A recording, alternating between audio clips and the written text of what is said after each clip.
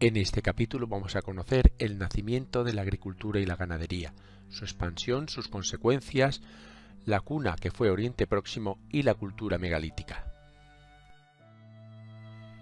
El inicio de la agricultura se encuentra en el periodo neolítico, cuando la economía de las sociedades humanas evolucionó de la recolección, la caza y la pesca a la agricultura y la ganadería, es decir, de un sistema de supervivencia a un sistema productivo. La producción de alimentos fue un cambio lento y gradual. Por un lado, se abandonó poco a poco la caza y la recolección para adoptar la agricultura y la ganadería como medios para obtener alimentos. Esto supuso que se pasó de recoger alimentos a producirlos, un cambio sustancial para la posterior evolución del ser humano. Sobre el 8000 a.C. finaliza la última era glaciar o glaciación de Würm. En este milenio comenzó la etapa Holoceno del periodo neolítico. Se da precisamente el surgimiento de la agricultura en el Medio Oriente, que marca el comienzo del neolítico en la región. Los 8 cultivos llamados fundamentales del neolítico de la agricultura fueron en primer lugar los cereales trigo espelta, el trigo mocho, luego la cebada, las leguminosas como por ejemplo guisantes, lentejas, hierros, garbanzos y el lino. Las aldeas agrícolas fueron extendiéndose por la faz de la tierra, mientras que los pueblos cazadores y recolectores quedaban reducidos a los lugares menos aptos para el cultivo. Las primeras plantas cultivadas fueron el trigo y la cebada, como hemos dicho antes. Sus orígenes se pierden en la prehistoria y su desarrollo se gestó en varias culturas que la practicaron de forma independiente, como las que surgieron en el creciente fértil, que es la zona que va de Oriente Próximo desde Mesopotamia al Antiguo Egipto, el Valle del Indo, la antigua China, las culturas precolombinas de América Central o las montañas de los Andes. En este mapa podemos apreciar el origen de la agricultura, que fue independiente en diversas zonas del planeta y también en distintas épocas. La primera fue, como no, en el creciente fértil sobre el 8500 a.C. Y aquí podemos ver el dominio de las 3 plantas básicas para el ser humano, del trigo, del arroz y del maíz, el trigo en Europa y Asia Occidental, el arroz en Asia Oriental y Sudeste Asiático y el maíz en el continente americano, así como estos puntitos rojos que indican la domesticación de los diversos animales.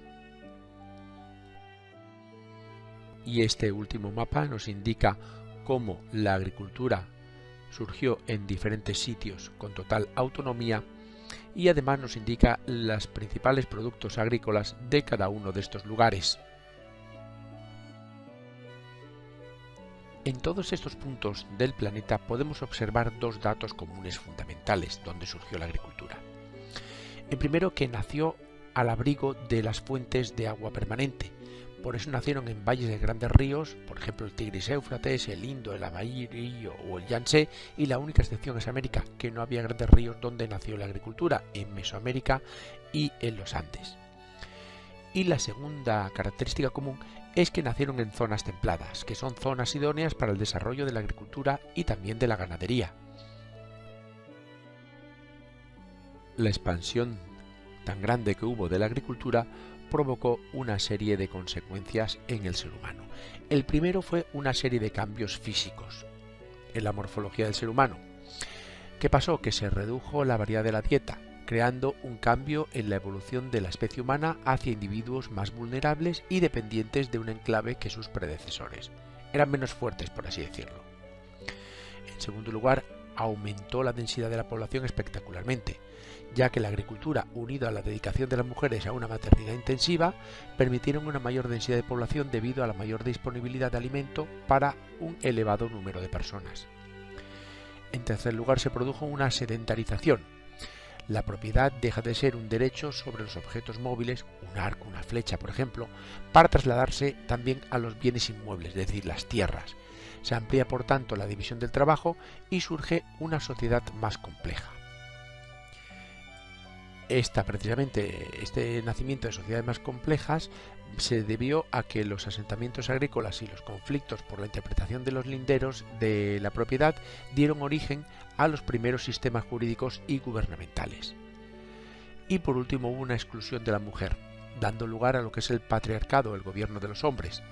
La mujer quedó recluida al espacio doméstico y se la excluyó definitivamente de la economía y de la vida social.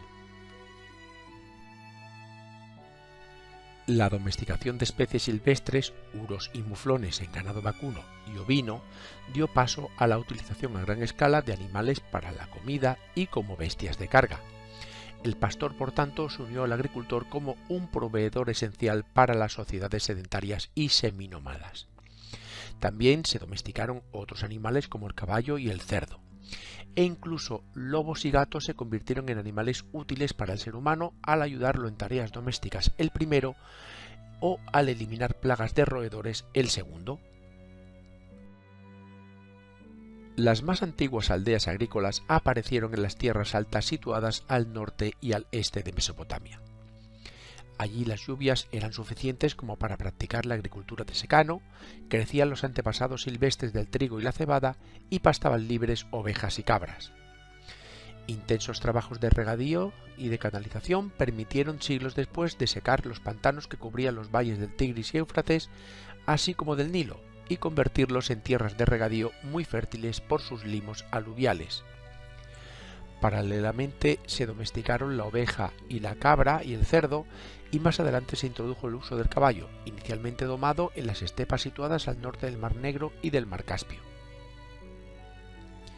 Empezaron también a explotarse las minas de cobre de Anatolia, de los montes Zagros y de la península del Sinaí, y en Mesopotamia y Egipto aparecieron los primeros barcos de vela.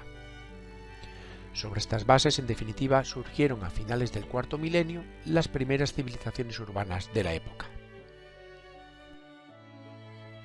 La agricultura se introdujo en Europa a partir de Anatolia, hace aproximadamente unos 8.500 años, y fue expandiéndose lentamente hacia el oeste y el norte. Podemos distinguir tres tipos de cerámica que permiten a su vez distinguir tres grandes eras culturales en la etapa inicial de la agricultura europea. La primera es la cerámica pintada de Anatolia y los Balcanes, que es evidentemente la más antigua. La segunda, la cerámica impresa cardial del Mediterráneo occidental. Y la última y posterior es la cerámica incisa de bandas de Europa central. Por lo que respecta ahora a la cultura megalítica occidental, hay que decir que es posterior y se caracteriza por sus grandes construcciones de piedras toscamente labradas, los megalitos.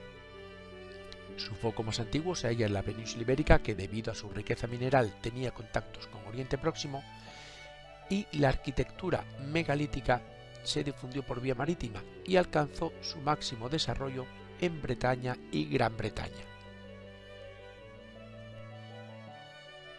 Ejemplos de esta cultura megalítica serían los megalitos de Stonehenge, los de Bretaña en Karnak o el dolmen de Valencia de Alcántara en Cáceres. Y esto ha sido todo. Muchas gracias por escucharme y espero que te haya servido de ayuda. Para más información entra en yucam.com.